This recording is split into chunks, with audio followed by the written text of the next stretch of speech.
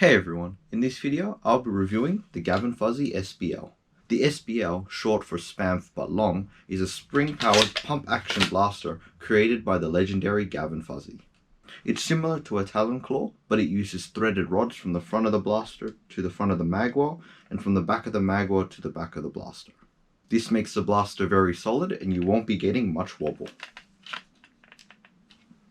We purchased the files and a hardware kit from Gavin, and we printed this blaster mostly by ourselves.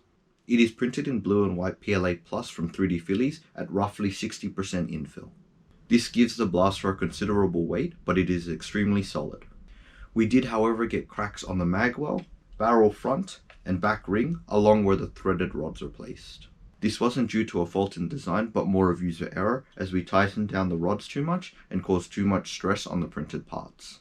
Most of the parts are easy prints, with many of them already oriented for printing without needing supports.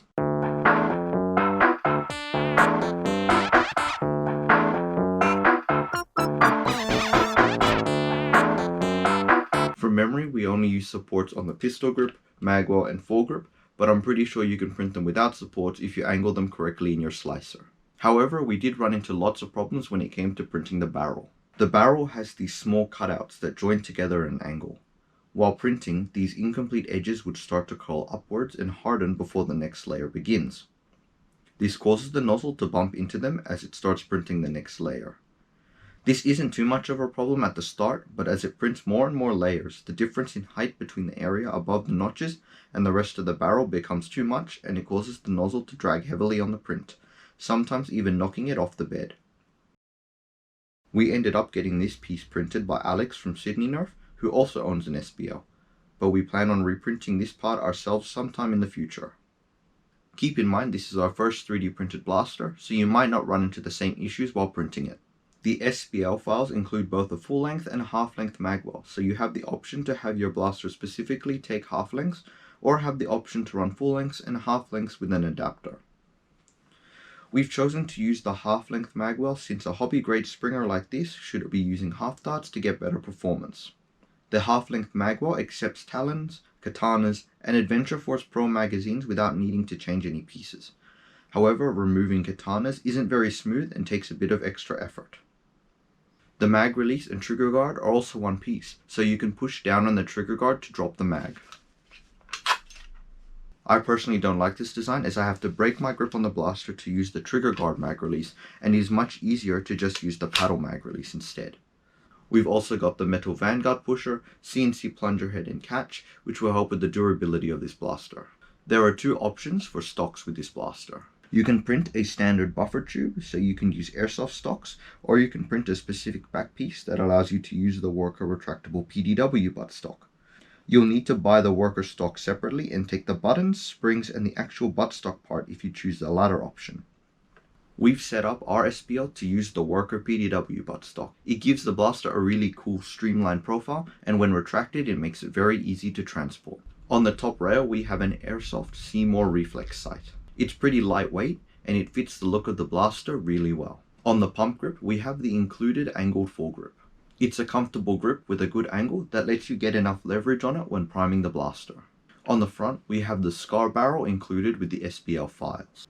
It's made up of two pieces. One is the actual scar barrel that has the strings and features some porting, and the second piece is a shroud that protects it. They slot into each other and are held together by a small screw on the top.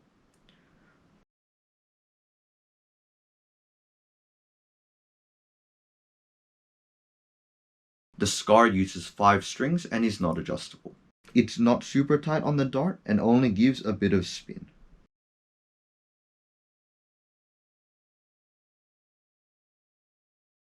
I've still got to do some more testing with how the scar affects accuracy, but so far it's keeping Gen 3 workers flying straight. However, I've noticed that the scar does drop the range of the blaster quite a bit. Personally, I'm not a very big fan of the way this scar looks. I think it looks too chunky compared to the rest of the blaster that is very angular and streamlined. I much prefer the slim and suppressor look that something like the Blastertech Scar has on the SBL. On the topic of performance, we're using a K25 spring. This gives the blaster a fairly light prime, and with a little bit more post-processing on the 3D printed parts, it could be even lighter. Using Worker Gen 3s, the SBL is hitting an average of 204 FPS without a SCAR, with a high of 218 and a low of 195. With the included SCAR, it's hitting an average of 198 FPS, with a high of 209 and a low of 191. The blaster is pretty consistent, but there is a small air leak somewhere that we can't seem to fix no matter how hard we try. On to the firing demo.